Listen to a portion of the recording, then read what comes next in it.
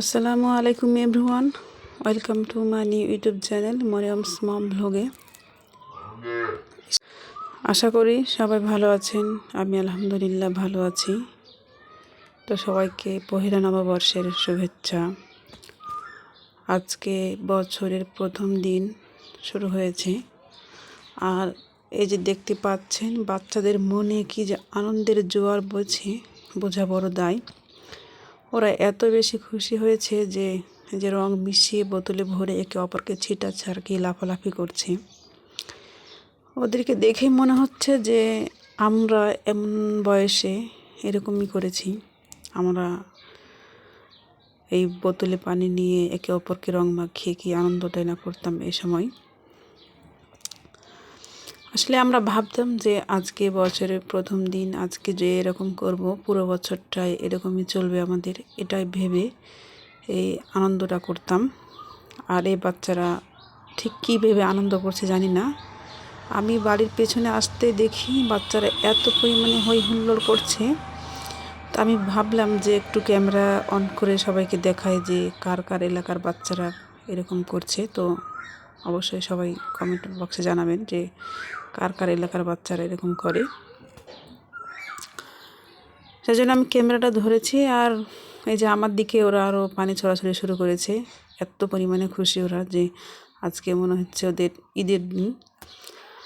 ওরা মনে হচ্ছে যে বলে না যে খড়ের গরু যখন ছাড়া পায় তখন ঠিক কীরকম লাফালাফি করে, ঠিক ওদের মধ্যে এমনই হয়েছে। তো আমি যখন ছোট ছিলাম তখন আমার নানি দাদির মুখে শুনতাম যে নববর্ষের দিন আমরা যা করব, যা খাবো সেরকম নাকি সারা বছরটাই হবে। এই যে এখানে একটা ফোকলা দাঁড়িয়ে আছে, দেখছেন কেমন শুরু করেছে। তো কি যে আনন্দ বইছে, ওরা আবার ক্যামেরার সামনে আসছে যে কি করছে দেখি। এই যে দেখছেন কি পরিমাণে রং মেখেছে ওরা, গালে রং মেখে পুরোটা কি অবস্থা হয়েছে চেহারার। আরও রং মাখছে, দেখছেন কি অবস্থা। এত রং মেখেও হয়নি, ওরা আবারও রং মাখামাখি শুরু করে দিয়েছে। আবার ক্যামেরার সামনে এসে চেহারা দেখাচ্ছে যে ওদেরকে দেখে ঠিক কেমন লাগছে। আসলে বলেন তো কেমন লাগছে ওদেরকে দেখে? যে ছোট ছোট বাচ্চারা কি পরিমাণ সেজেছে দেখতে পাচ্ছেন।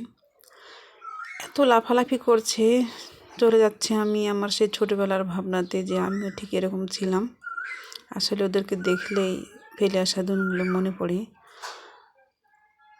আর এই যে একবার করে ডাক শুনতে পাচ্ছেন, কোকিলের ডাক। তো কোকিল ভেবেছে যে আজকে বসন্ত শেষ হয়ে গেছে, গ্রীষ্ম শুরু হয়ে গেছে, এখন তার আর ডাক হবে না। তো আজকেও অনেক ডাকাডাকি শুরু করেছে। হয়তো বা তার মুখের ভাষায় কিছু প্রকাশ করছে, আমরা বুঝতে পারছি না। তো আমার মনে হয় কোকিলও মিষ্টি সুরে নববর্ষকে বরণ করছে। তো আমরা যখন ছোটো ছিলাম তো আমরা নানি দাদিরা বলতো যে এই দিনকে অনেক ভালো ভালো খাবার খাওয়া উচিত। যদি ভালো ভালো খাবার খাই তাহলে সারা বছরটাই আমাদের ভালো ভালো খাবার খাওয়া হবে। সেজন্য অনেক প্রকার শাক, অনেকে বলতো যে এই দিন নাকি 7 ধরনের শাক রান্না করে একসাথে খেতে হয়। আবার মাছ মাংস, মানে প্রচুর পরিমাণে খাওয়া দাওয়া করলে সারা বছর নাকি সে পরিমাণ খাওয়া হয়। আর আমরা ঠিক আমার মার কাছে সেই আবদারটাই করতাম। তো আমার মা বলতো যে সব ভুয়া কথা, তবুও আমাদের আবদারে আমার মা অবশ্যই সব কিছু রান্না করতো। এখন আমার মার জায়গায় আমি এসেছি, আমি এখন মা হয়েছি যখন আমার বাচ্চারা বলে আমি একদম হাতে লাঠি ধরি যে এগুলো হচ্ছে কুসংস্কার, কারণ রিজিকের মালিক আল্লাহ। আমি আমার মেয়েদেরকে বলি যে রিজিকের মালিক আল্লাহ, আল্লাহ যার রিজিকে যেটা লিখে রেখেছে সেটাই হবে, এগুলো সব ভুল কথা। অথচ আমি একদিন বুঝতাম না।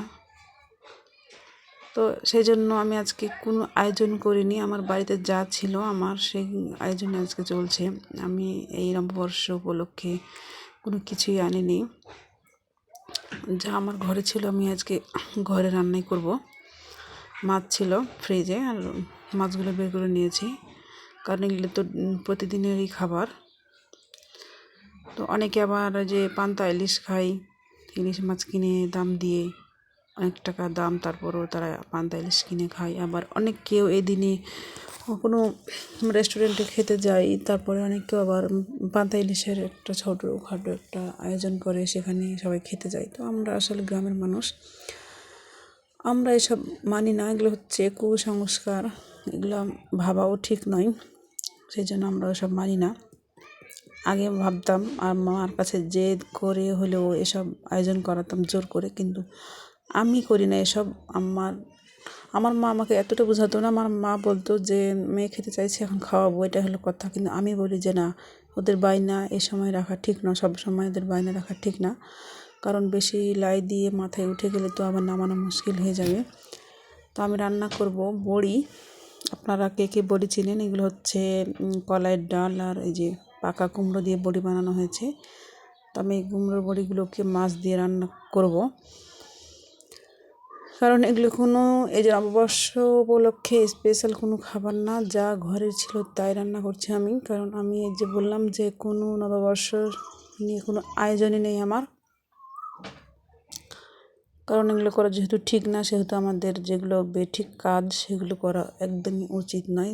তাই আমি এভাবে রান্না করছি, যা হাতের কাছে যা পেয়েছি আমি তাই রান্না করছি। তো এই যে বড়িগুলো আমি মশলাটা ভেজে দিয়ে দিয়েছি, মাছটা দিয়ে দিয়েছি, কারণ এগুলো আমি কষাতে হবে। আর ডালের বড়ি আমার এত পছন্দ যে বলার কথা না, মনে হচ্ছে আমি 4টা-5টা একসাথে খাই, এরকম আমার ডালের বড়ি এত প্রিয়। তো সবাই আবার ডালের বড়ি চিনে না, কিন্তু আমাদের এলাকায় ডালের বড়িটা অনেক পছন্দের খাবার। আপনি যদি কোনো মেহমান যান আমাদের এদিকে, তো যদি মাছ মাংস না দেয়, কিন্তু যদি বড়ি দেয়, বড়ি এই যে বড়ি আর মাছ বা বেগুনের সাথে বড়ি দেয়, তাহলে অনেক তারা খুশি হয় যে না, অনেক প্রিয় একটা খাবার খেয়েছি। তো এত পছন্দের খাবার আমাদের এলাকায়। তো মাছগুলো আমি আর বড়িগুলো কষিয়ে আমি একটু ঝোল দিয়ে দিয়েছি, কারণ বড়িগুলো সিদ্ধ হবে। আর বড়িগুলোর ভিতরে যদি রস না ঢুকে তাহলে এগুলো আবার টেস্ট করবে না, সেজন্য ঝোল দিয়ে দিলাম। এখন এটা সিদ্ধ হতে থাকবে, বড়িটা সিদ্ধ হবে, আমি ঢাকাটা দিয়ে দিলাম যে ভাপে সিদ্ধ হোক। আর এখানে আমি একটা টিপস আপনাদের বলবো, যে আমি যেখানে করলা আর আলু কেটে রেখেছি, তো আমি এখানে লবণ দিয়ে ভিজিয়ে রেখেছিলাম। দেখেন কত পরিমাণে পানি বের হয়েছে।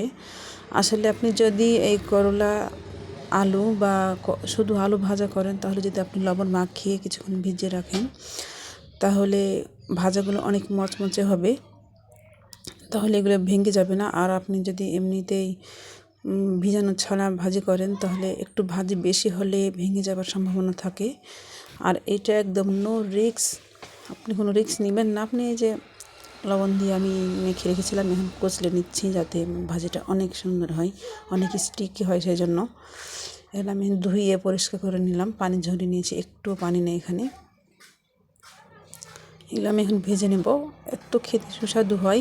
অবশ্যই আপনারা এই টিপসটা মনে রাখবেন, কারণ অনেক কেউ জানেন, আবার অনেক কেউ যারা নতুন রাঁধুনি তারা জানেন না যে ঠিক কীভাবে, তারা ভাবে যে আলুটা ভাঙলো কীভাবে, মজা লাগে না কেন, স্টিকি হলো না কেন। তো ঠিক এই প্রসেসটা আপনারা ফলো করবেন। তো যে মাছ আর বড়িটা রান্না প্রায় শেষ, আমি এটা এখন নামিয়ে নিব। কারণ একটু ঝোল থাকলে কেমন হবে, যে বড়িটাতে যে রসটা আছে, ঝোলটা ঢুকলে বড়িটা অনেক মজাদার হবে। সেজন্য আমি এখন নামিয়ে নিয়েছি। এখন আমি কড়াইতে তেল দিয়ে দিয়েছি, যে করলাটা ভাজবো। আর এখানে যে আমার আরেক চুলায় ভাত, আমি 2 চুলায় রান্না করি, দেখতে পাচ্ছেন। কারণ 2 চুলায় রান্না করলে কী হয়, যে একসাথে 2টা রান্না হয়, তাড়াতাড়ি হয়, সময়ের একটু কম সময় লাগে। সেজন্য আমাদের গ্রামের বেশিরভাগই 2টা চুলা, 2-1 জন একটা চুলা রান্না করে। আর আমরা বেশিরভাগ লোকই 2 চুলা রান্না করতে দেখতে পাচ্ছি, যে 2টা চুলা, 2 চুলায় 2টা কড়াই বসিয়ে দিয়েছি, তাহলে একসাথে 2টা রান্না হয়ে যাবে। যে ভাজিটা দেখতে পাচ্ছেন কি সুন্দর, একটা আলু ভাঙতে চায় না, কারণ যে তাদের যে ভিতরে রস ছিল, রসটা বের হয়ে গেছে, সেজন্য শুধু স্টিকি হয়ে আছে। তো আমি এই যে কড়াইটা দেখতে পাচ্ছেন, এখানে পেঁয়াজ দিয়ে দিয়েছি, আর আমি এখানে দিয়ে দেবো ঢেঁড়স ভাজি। হলুদ গুঁড়া দিয়ে দিলাম, এখানে লবণ দিয়ে দিলাম 1/2 চামচ। টেস্ট করে দেখবো, পরে যদি আবার লবণ বেশি হয় তাহলে সেটা খাওয়া যাবে না, সেই জন্য। তো কাঁচামরিচ দিয়ে দিয়েছি, ওটা আমি ভেজে ঢেঁড়স ঢেলে দিয়েছি। আর এই যে দেখতে পাচ্ছেন আলু করলা ভাজি চলছে, কিন্তু একটা আলু এদিক থেকে ওদিক হয়নি, একটা আলুও ভাঙিনি, হ্যাঁ 2টাতেই আমি ঢাকা দিয়ে দিয়েছি। তো ভালো থাকবেন সবাই।